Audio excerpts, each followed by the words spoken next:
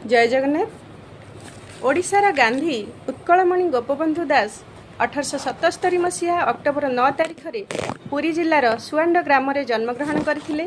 पुरी जिला स्कूल रो matric pass करी से रेभेन्सा महाविद्यालय रे अध्ययन करथिले। पुरी रे हईजा रोग रे पीड़ित लोकमानंकर सेवा पाई से पुरी सेवा समिति प्रतिष्ठा करथिले। संगठनर सदस्य मानक सह से जन कल्याणमूलक कार्य जेपरिक परिवेश परिच्छन्नता, रोगी सेवा और शव संस्कार आदि कार्य करुथिले। गोपबंधु मुख्य कर्मस्थल थिला साक्षीगोपालर बकुल छुरियाना कुंज। 1909 मसीह एठारे से सत्यवादी वन विद्यालय प्रतिष्ठा करथिले।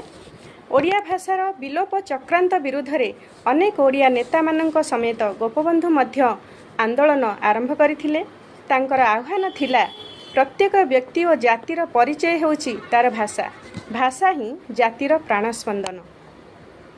1924 रे जेल रो फेरिबा परे कटक ठारे अनुष्ठित एक विशाल संबर्धना सभारे वैज्ञानिक आचार्य प्रफुल्ल चंद्र राय तांकु उत्कलमणि बोली प्रथमे संबोधन करथिले।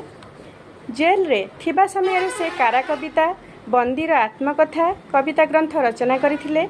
एहा व्यतीत धर्मपद, गोमहात्म्य, नचिकेता उपाख्यान आदि कविता तांकर लोकप्रिय। तांकर अवकाश चिंता कविता ग्रंथर गोटे कविता रेल उपरे चिलिका दर्शन। आसंतु पाठ करिबा। रह रह क्षणे बाष्पीय सकट देखिबी चिलिका चारु चित्रपट। चित्र मणे जेणु नाही अनुभव वास्तव विषय किए छवि संभव। नील बिचुमेला धीरे धीरे जाए लागई स्वप्ने देखिला पराए। संतरंती बक्षे पक्षी दल दल ओलटीण तले दिशंती जुगल। घोर नादे जेहू उठिले से नभे उठे सत खग चिलिका गरभे।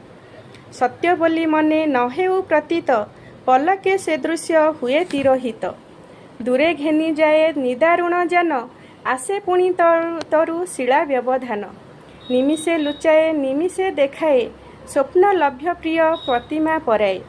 काहीं दिशे नील काहीं सुश्यामल काहीं बा धूसर काहीं बा धवल। धन्यवाद। भल लगी लाइक करिवे एवं कमेंट बॉक्स रे निजर मतामत निश्चय जणैबे। आज पे रहिली। नमस्कार।